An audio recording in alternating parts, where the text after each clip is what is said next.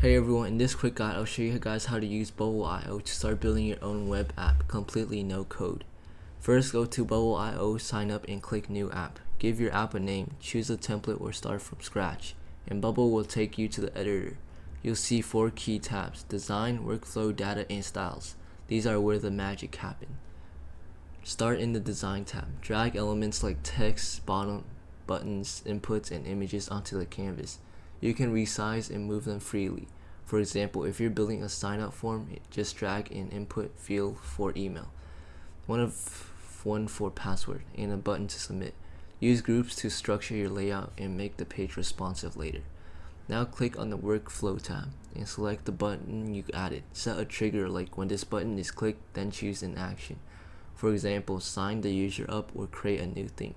This is where you define what your app actually does, everything from user actions to database updates. Click on the data tab and define your data types. Think users, project, messages, whatever your app needs. You can customize each type with fields like name, email, date, status, and more. Bubble hands the backend for you, no server or code needed. And that's it. If you find this video helpful, make sure you subscribe and like.